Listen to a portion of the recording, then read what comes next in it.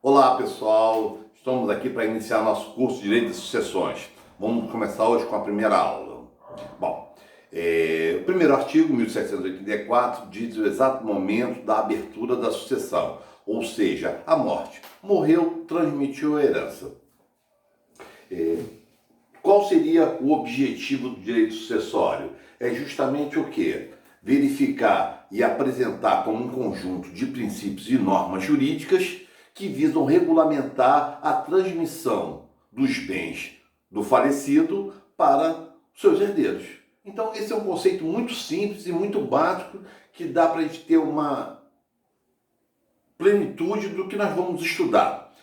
Vamos só dar um retrocesso e ver um pouquinho antes como é que foi a história do direito sucessório. Ele começou na antiguidade, obviamente, mas nós temos um ponto principal, que foi Roma. Por que Roma? Porque em Roma o único herdeiro era o primogênito, ou seja, quando uma pessoa falecia, quem herdava era aquele filho que era mais velho, ou seja, o primogênito sempre herdava a totalidade da herança. Por isso que muitas vezes a gente vê filmes de histórias antigas, né, medievais, ou até mesmo da época de Roma, de Cristo, e a gente sempre verifica que o filho mais novo tenta matar o filho mais velho para quê? Para ele passar a ser o primogênito e receber herança.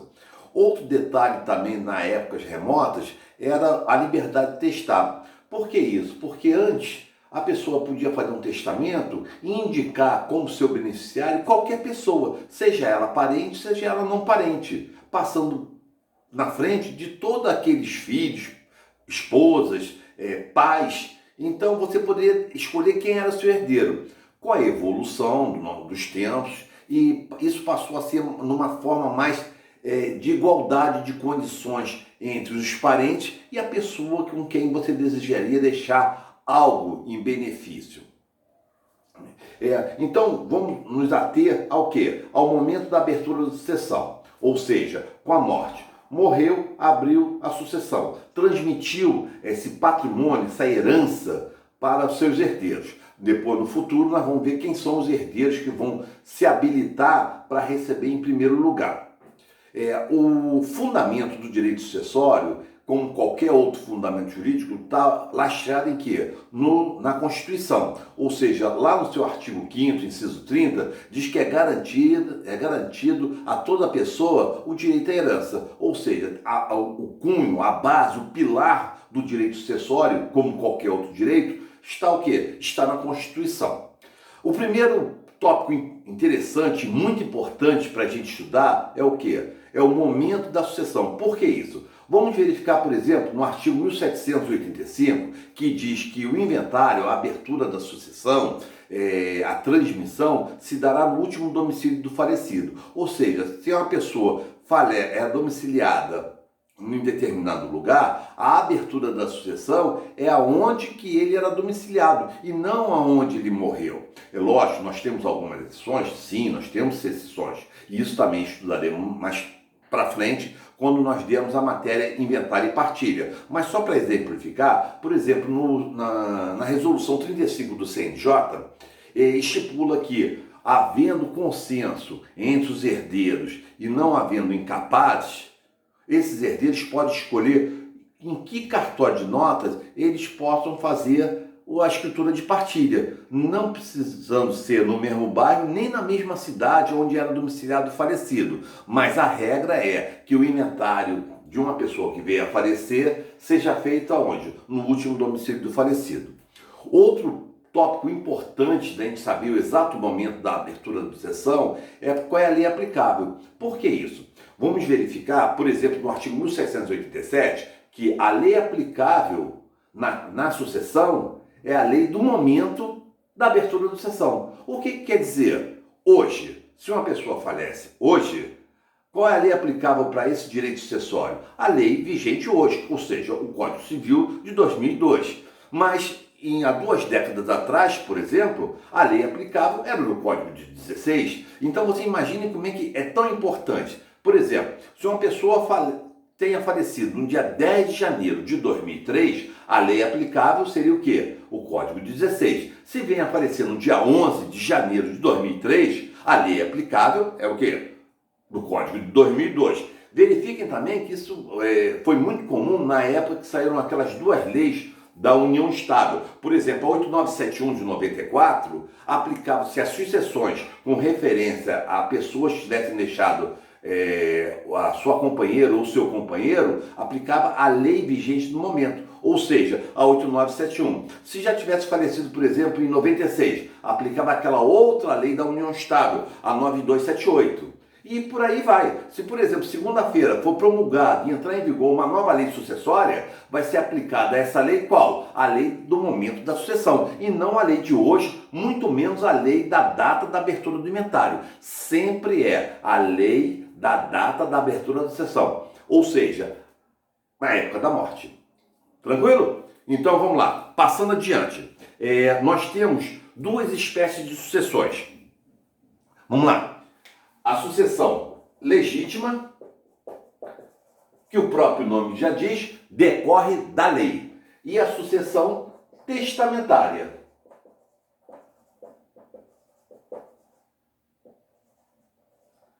É aquela que decorre da última vontade do testador. Verifiquem, por exemplo, no artigo 1786. Ali diz, a sucessão se dará por lei ou por manifestação de última vontade. Ou seja, a sucessão legítima é aquela por lei, a sucessão de manifestação de última vontade é a sucessão testamentária. São essas duas espécies de sucessões que nós temos no nosso ordenamento jurídico.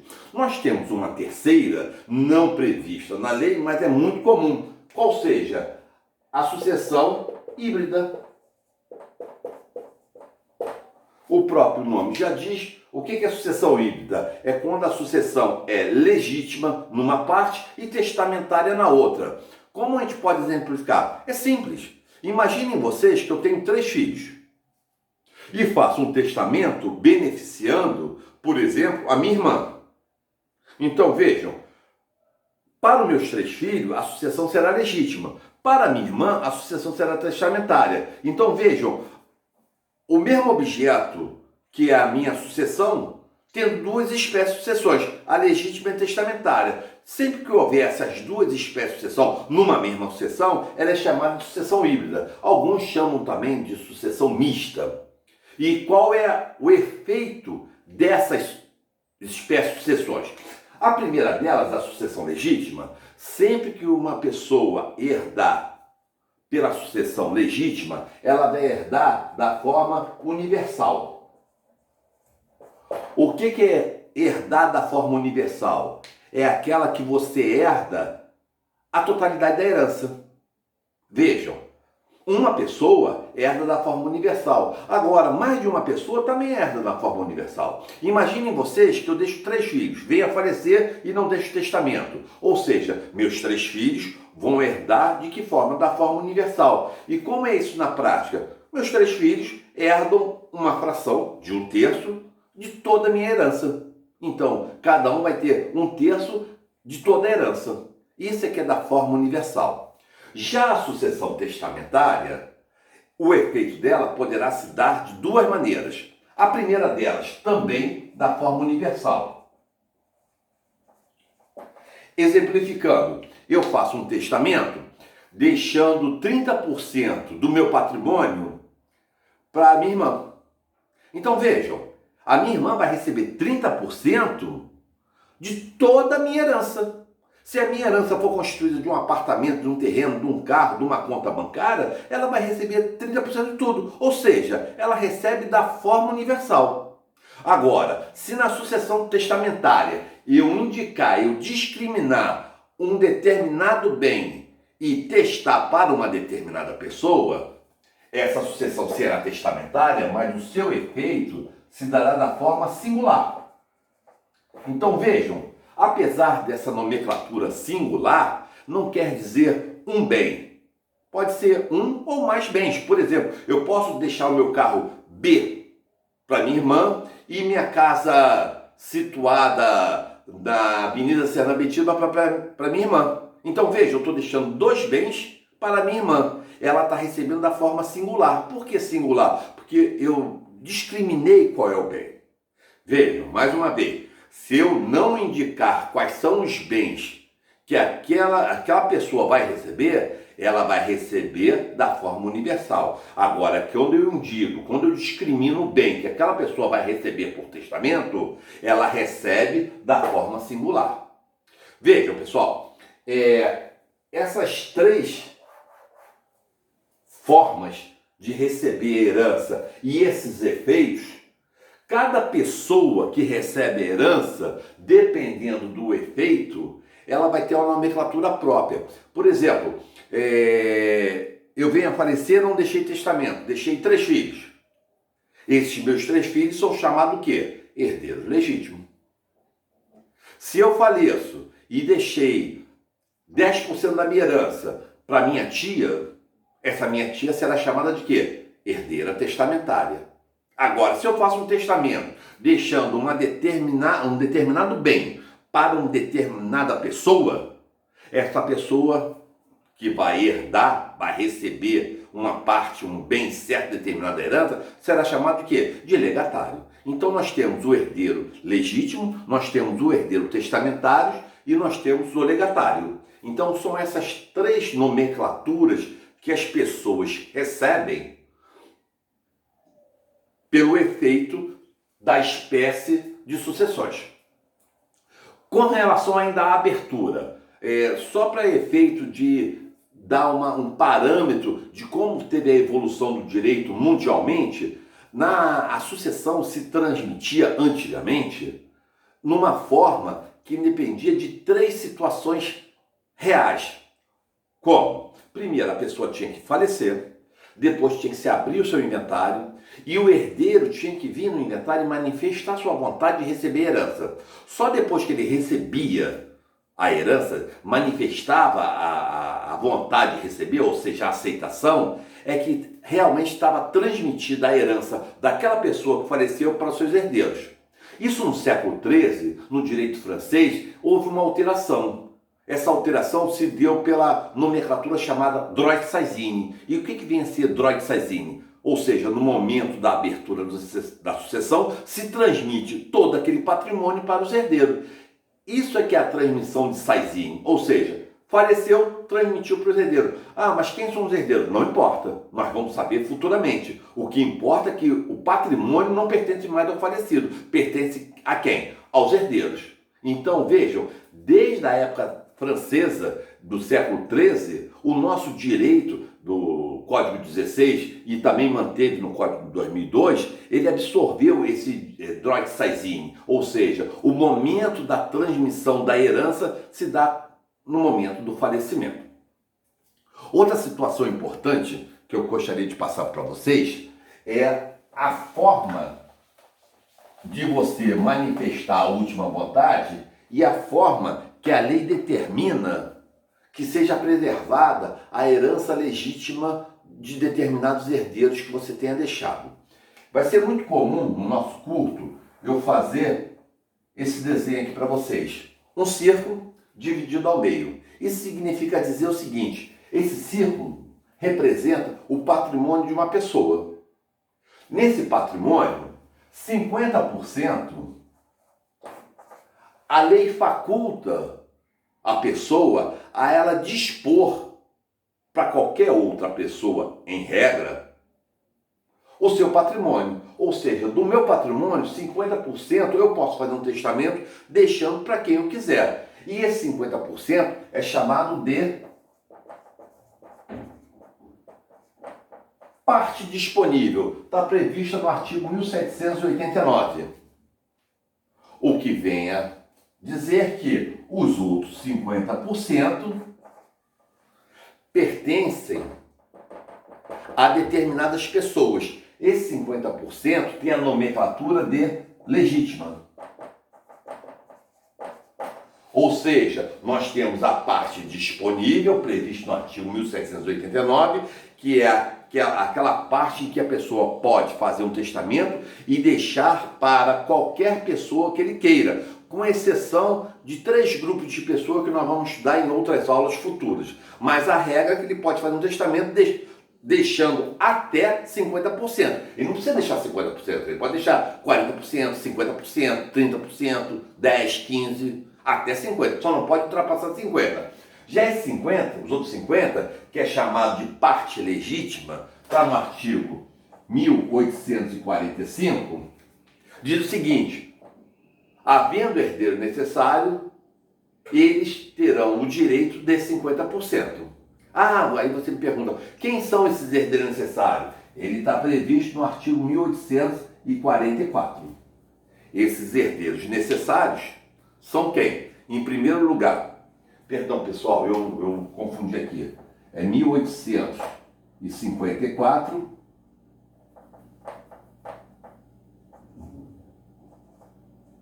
e 1855.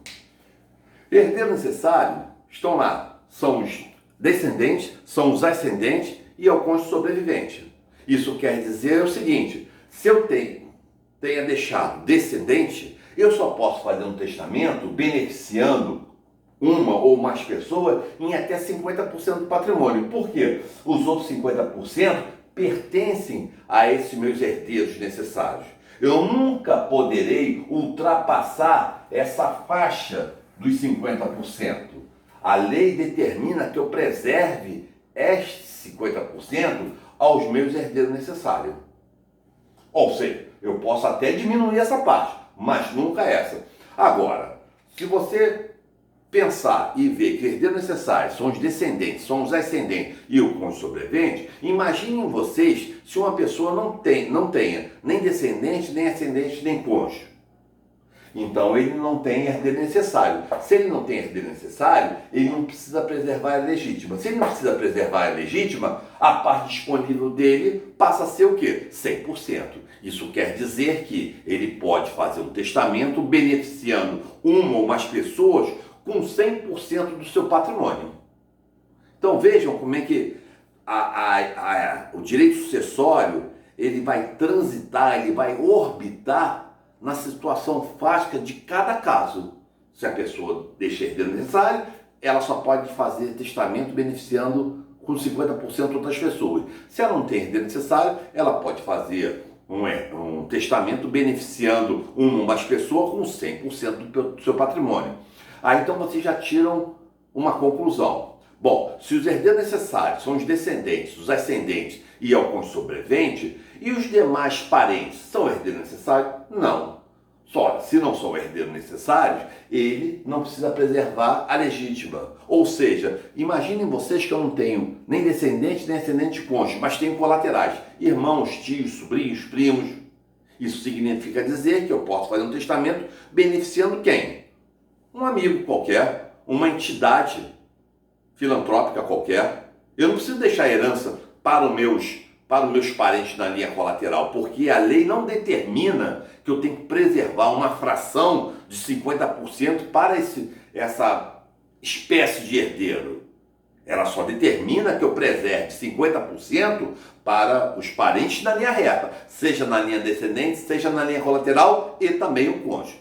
Outra coisa, pessoal, quando eu falar em cônjuge, vocês subentendam-se que eu estarei falando sempre com relação ao companheiro. Por quê? O Supremo, em 2017, igualou a condição de cônjuge à condição de companheiro. Então, vejam, acabou a diferença de cônjuge para companheiro no direito sucessório. As mesmas regras que se aplicam ao cônjuge serão aplicadas à união estável. Então, quando fala herdeiro necessário são os descendentes, ascendentes e o cônjuge, não fala em companheiro, mas está subentendido que o companheiro também é herdeiro necessário. E se é herdeiro necessário, deverá ser preservado a legítima desse herdeiro. Pessoal, como primeira aula, nós vamos parar por aqui. Vamos para uma segunda aula, numa segunda postagem. Falarei nessa segunda aula forças da herança, falarei sobre cessão de direito hereditário, falarei de unidade da herança, falarei sobre vocação hereditária, falarei sobre habilitados e não habilitados para receber herança. Então, eu fico no aguardo de uma próxima postagem e quero que vocês, ao longo dessa postagem, coloquem lá embaixo, se gostarem da aula, o quê? O ok, o curtir. como vocês queiram, tá? Se não gostaram, não faz nada. Agora, se gostaram muito, indiquem esse canal para os seus amigos, para os seus colegas. Para quê? Para eles se inscreverem. Por qual é a vantagem de estar inscrito no canal? Além de ser gratuito, toda vez que eu postar algo ou alguma aula sobre direito sucessório, vocês receberão uma notificação que tem uma postagem nova. Então vai ser mais fácil de acompanhar as minhas aulas, tá? Qualquer coisa também, vocês passam qualquer e-mail, pergunta, indagação, dúvida para antoniocns9988@gmail.com. Vocês podem mandar o e-mail que, dentro do possível, eu responderei a todos. E, no mais, eu quero agradecer mais uma vez a presença de vocês aí através do vídeo e nos encontraremos numa próxima postagem. Até breve, até logo a todos.